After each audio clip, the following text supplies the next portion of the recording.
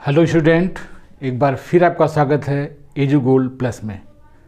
आज हम लोग फिर एक नया चैप्टर पढ़ेंगे, लाइंस एंड एंगल्स। तो देखते हैं क्या आज हम लोग सीखते हैं लाइंस एंड एंगल्स में।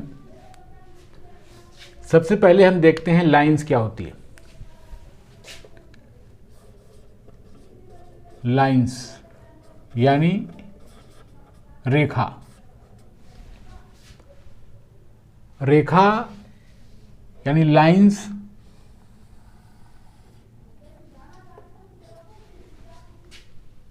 लाइंस के अंदर क्या होता है, इसमें लेंथ होती है, इसमें विड्थ नहीं होती, सबसे पहली बात। और हम लाइन को दोनों तरफ अनंत रूप से बढ़ा सकते हैं, यानी इसका कोई बिगिनिंग पॉइंट नहीं होता, इसका कोई लास्ट पॉइंट नहीं होता। ठीक है, ये रेखा होती है। दूसरा, टाइप्स ऑफ लाइन। अगर हम बात करते हैं टाइप्स ऑफ लाइन की,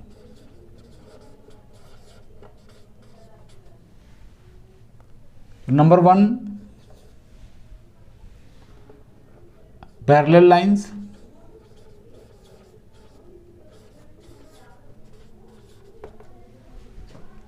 यानी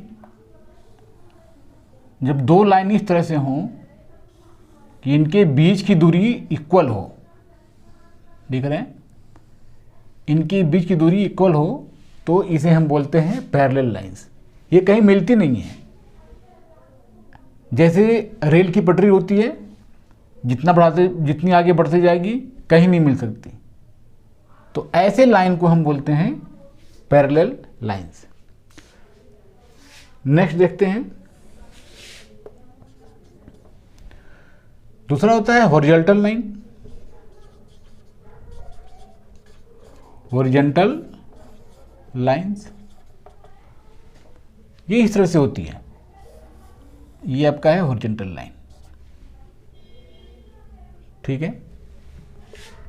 तीसरा वर्टिकल लाइन। वर्टिकल लाइंस ये ऐसे होती है, वर्टिकल लाइंस, वर्टिकल। ठीक है, इसे बोलते हैं ऊर्ध्वाधर रेखा। ऊर्ध्वाधर रेखा ऐसे होती है। ठीक है, इसको बोलते हैं क्षैतिज रेखा। क्या बोलते हैं इसको? क्षैतिज रेखा। ठीक है। फोर्थ आपका क्या होता है? फोर्थ आपका होता है परपेंडिकुलर लाइन। Perpendicular lines. ठीक है, ये दो लाइंस ऐसी हों इस प्रकार से, ऐसे। ठीक है, और इनके बीच जो एंगल बनता हो 90 डिग्री का हो, तो ऐसे लाइंस को हम बोलते हैं परपेंडिकुलर लाइन, यानी लंब रेखा। हिंदी में क्या बोलते हैं इसको? लंब रेखा। ठीक है, तो इस तरह से 4 रेखाएं होती हैं। ठीक है, तो नेक्स्ट हम देखते हैं आगे। अपना नेक्स्ट टॉपिक है लाइन सेगमेंट, यानी रेखा खंड। लाइन सेगमेंट यानी एक लाइन का एक पार्ट, इसको हम ए मान लेते हैं, इसको बी मान लेते हैं। इसका एक बिगिनिंग पॉइंट होता है और एक इसका एंड पॉइंट होता है, जिसको हम बोलते हैं लाइन सेगमेंट। नेक्स्ट, रेज यानी किरण।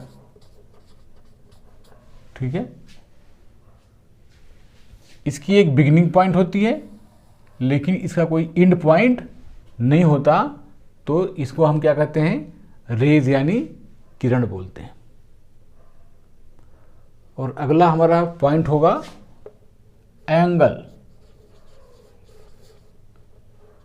यानी कोण। तो हम लोग अब क्या पढ़ेंगे, एंगल यानी कोण। Angle, what is angle? The slant of two lines is called angle. Okay, यानी दो रेखाओं के झुकाव को कोण कहते हैं। ठीक है, the slant of two lines is called angle. ये देखिए, ये आपका हो गया एंगल। दो लाइन है, इसके बीच में क्या बन रहा है, angle. The slant of two lines is called angle. Types of angle, types of angle. तो number 1, acute angle. acute angle, ठीक है, less than 90 degree. acute angle क्या होता है? ये लेस देन 90 डिग्री, जो 90 डिग्री से कम हो। यानी कि इस तरह से देखिए, ABC बन के आपका एंगल। ठीक है, क्या है ये? 90 डिग्री से कम, 80 का हो, 60 का हो, 30 का हो, 45 का हो। जो एंगल 90 डिग्री से कम होता है उसे बोलते हैं एक्यूट एंगल। ठीक है, यानी इसे हिंदी में बोलते हैं न्यून कोण। नेक्स्ट देखते हैं,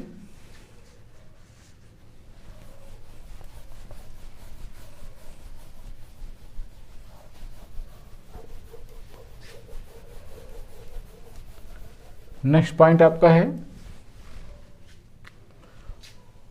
ऑब्ट्यूज एंगल। ऑब्ट्यूज एंगल, ठीक है, यानी अधिक कोण।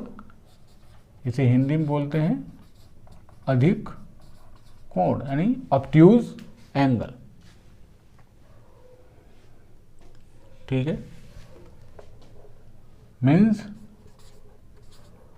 more than 90 degree and less than 180 degree. इसे बोलते हैं ऑब्ट्यूज एंगल। ये हो क्या ABC। क्या बोलेंगे इसको? Obtuse angle. 90 से ज़्यादा हो, 100 का हो, 120 का हो, 130 का हो, 150 का हो। ठीक है, 90 से ज़्यादा हो और 180 से कम हो तो उसे बोलेंगे हम ऑब्ट्यूज एंगल। और नेक्स्ट आपका है राइट एंगल। राइट एंगल, ठीक है, यानी एग्जैक्ट 90 डिग्री। जो एंगल 90 डिग्री का हो उसे बोलते हैं राइट एंगल। ठीक है, इसे हिंदी में बोलते हैं समकोण। ठीक है, और नेक्स्ट अगला देखते हैं, next point,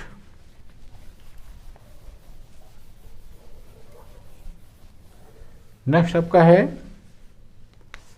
reflex angle. Reflex angle, ठीक है, यानी प्रतिवर्ती कोण। प्रतिवर्ती कोण, ठीक है, ये आपको हो गया ये एंगल। इट मीन्स अगर ये एंगल 60 डिग्री का हो तो जो प्रतिवर्ती कोण है, जो रिफ्लेक्स एंगल आपका है, वो कितने का होगा? 360 में से हम 60 घटा देंगे कितना आपका आ गया 300 डिग्री। यानी जो टोटल एंगल होता है आपका ये टोटल ये होता है 360 का, जिसको हम बोलते हैं कंप्लीट एंगल। तो इसमें से ये घटा देंगे हम 60 डिग्री का, तो हमें क्या मिल जाएगा 360 माइनस 60 इक्वल टू 300 डिग्री। तो इस प्रकार से जो है हमारा हो गया रिफ्लेक्स एंगल। और फिफ्थ आपका हो गया कंप्लीट एंगल। कंप्लीट एंगल जिसको हम बोलते हैं पूर्ण कोण, ये होता है 360 डिग्री का। जैसे एक लाइन है, इस पर ऊपर का एंगल कितना होता है, ये होता है 180 डिग्री का, और ये फिर कितना होगा 180 डिग्री का। तो 180 प्लस 180 कितना हो गया 360 डिग्री का, जिसको हम बोलते हैं कंप्लीट एंगल।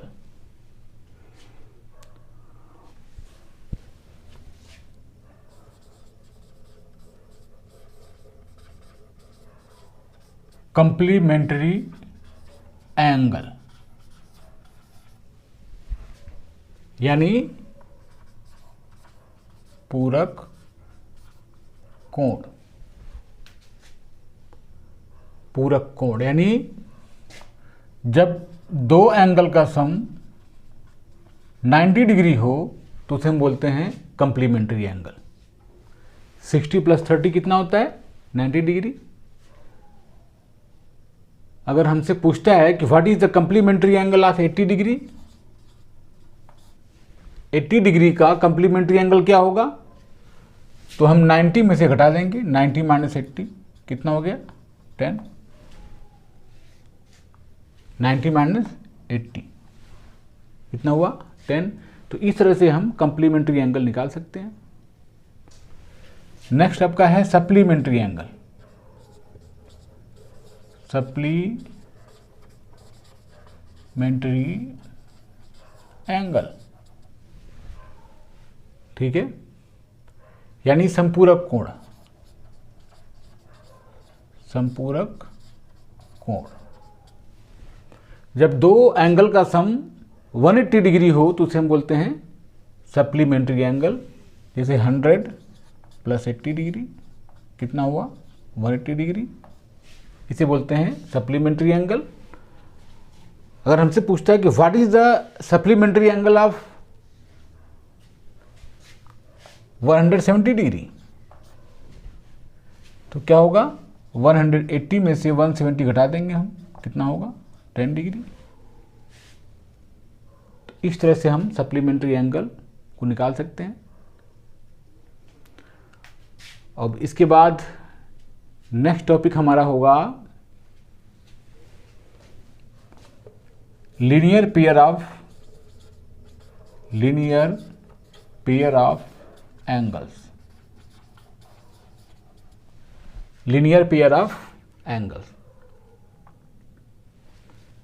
एक एंगल्स, एक लाइन, इस पर एक रेज डाल देते हैं, तो इस पर देखते हैं दो एंगल बन रहा है, एंगल 1 और एंगल 2, और इनका सम होता है 180 डिग्री, जिसको हम बोलते हैं linear pair of angle. Angle 1 plus angle 2 equal to कितना होगा 180 डिग्री, इसको हम बोलते हैं लीनियर पेयर ऑफ एंगल, ठीक है। इसे हिंदी में बोलते हैं रैखिक युग्म। रैखिक युग्म, ठीक है। तो आपका हो गया लीनियर पेयर ऑफ एंगल। अपना नेक्स्ट टॉपिक देखते हैं। अपना नेक्स्ट टॉपिक है vertically opposite angle. Vertically opposite angle,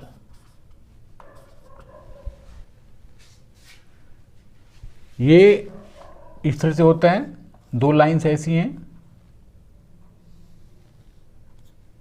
जो एक दूसरे को इंटरसेक्ट कर रही हैं, इस तरह से ये एंगल और ये एंगल, इसे बोलते हैं वर्टिकली अपोजिट एंगल। और ये एंगल और ये एंगल, इसको बोलते हैं क्या हम वर्टिकली अपोजिट एंगल, यानी एंगल 1 अगर बोलते हैं इसको 2 मान लें, इसको 3 एंड 4, तो एंगल 1 जो है वो एंगल 2 के इक्वल होगा और जो एंगल 3 होगा वो एंगल 4 के इक्वल होगा। इसे बोलते हैं वर्टिकली अपोजिट एंगल। ठीक है, अगर ये एंगल 120 डिग्री का होगा तो डेफिनेटली ये भी एंगल कितना होगा, 120 डिग्री का। ठीक है, तो इस तरह से वर्टिकली अपोजिट एंगल इक्वल होते हैं। और अगला टॉपिक नेक्स्ट हम लेते हैं और वो है पैरेलल लाइंस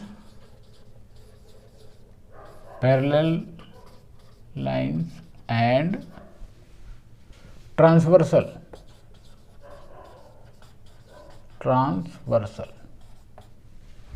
ठीक है, पैरेलल लाइंस एंड ट्रांसवर्सल। अभी आपने आगे देखा है, हमने बताया आपको क्या होती है पैरेलल लाइंस, और ये बन गई इसकी ट्रांसवर्सल लाइन। इसको L, इसको M मान लेते हैं, इसको N मान लेते हैं। तो इसमें देख रहे हैं आप लोग कि इसमें एंगल बन रहे हैं कितने, 1 2 3 4 5 6 7 एंड 8। ठीक है, 8 एंगल बन गए इसमें। अब देखते हैं जो ये एंगल्स हैं इनमें क्या रिलेशंस है, यही हमको देखना है। तो एक बार देखते हैं इसमें।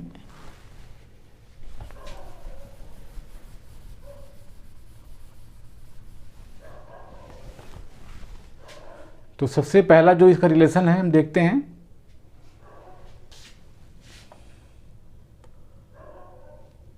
जिसको हम बोलेंगे अल्टरनेट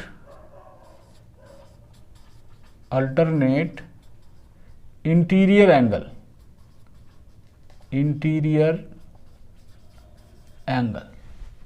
ठीक है, अल्टरनेट इंटीरियर एंगल्स, ये क्या होते हैं, अल्टरनेट इंटीरियर यानी एंगल 3 और एंगल 5। ठीक है, एंगल 3 और एंगल 5 इसे बोलते हैं अल्टरनेट इंटीरियर एंगल। ठीक है, एंगल 4 और एंगल 6 अगर L M के पैरेलल है तो जो अल्टरनेट इंटीरियर एंगल हैं वो इक्वल होंगे, एंगल 4 और एंगल 6 इक्वल होंगे। एकांतर अंतः कोण, एकांतर अंतः कोण। ठीक है, तो angle 3 is equal to angle 5 और angle 4 is equal to angle 6। 4 और 6 देखिए, 3 और 5 alternate interior angles are equal. Number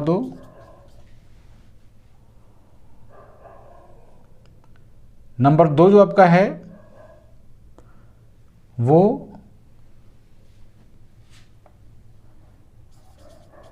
को इंटीरियर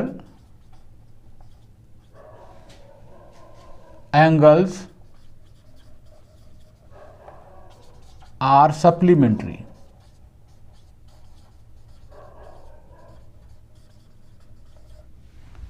को interior angles are supplementary means angle 4 और एंगल 5, ये ट्रांसवर्सल लाइन जो है, जो प्रतिच्छेदी रेखा है, इसके एक तरफ जो एंगल बन रहे हैं 4 और 5।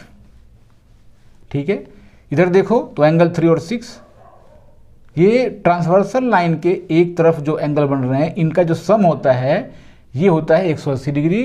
तो इसे कहते हैं को इंटीरियर एंगल्स आर सप्लीमेंट्री यानी 180 degree means angle 4 plus angle 5 is equal to हो गया 180 degree and angle 3 plus angle 6 is equal to कितना हो गया 180 डिग्री। को इंटीरियर एंगल्स आर सप्लीमेंट्री। ठीक है, नेक्स्ट थर्ड देखते हैं।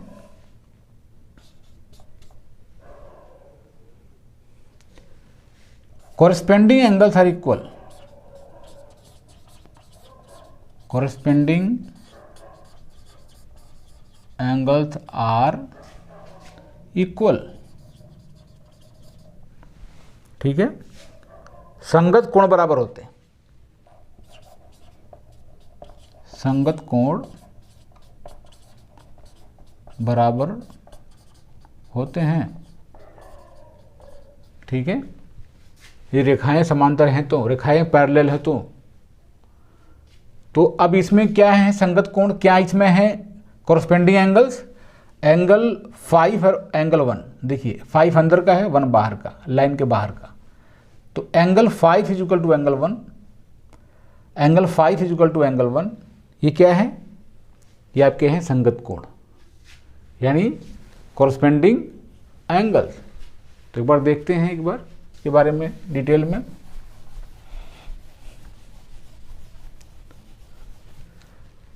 कॉरस्पेंडिंग एंगल्स यानी संगत कोण। Angle 5 is equal to angle 1 और angle 6 is equal to angle 2। ठीक है, एक अंदर का देखिए, एक बाहर का। और एंगल 3 देखिए अंदर का, एंगल 7 देखिए बाहर का। एंगल 3 और एंगल 7 और एंगल 4 और एंगल 8। ठीक है, सॉरी एंगल 8। तो इसे बोलते हैं कॉरस्पेंडिंग एंगल्स आर इक्वल। ठीक है, तो ये जब दो पैरेलल लाइंस हो और एक ट्रांसवर्सल लाइन इस तरह से हो कि इनको 8 एंगल्स में बांट रही हो, तो इन एंगल्स में कुछ रिलेशंस होते हैं जिसको देख लिया आपने। इसको घर पे प्रैक्टिस कीजिए, इसको समझिए, जिससे कि आप लाइंस और एंगल्स को अच्छी तरह से समझ पाएँ। अगर इन सारे डिटेल को, इन सारे इंट्रोडक्शन को जो हमने पढ़ाया आपको, इस लाइंस एंड एंगल्स को अगर अच्छी तरह से इसको समझ लेते हैं तो इस चैप्टर के जो क्वेश्चन मैं हल कराऊंगा उसको अच्छी तरह से आप कर पाएंगे। तो मैं आशा करता हूं कि आप इसको अच्छी तरह से प्रैक्टिस करेंगे और आगे जो मैं क्वेश्चन कराऊंगा उसको समझने के लिए आप तैयार रहेंगे। ठीक है, तो आज इतना ही, मिलते हैं अगले वीडियो में।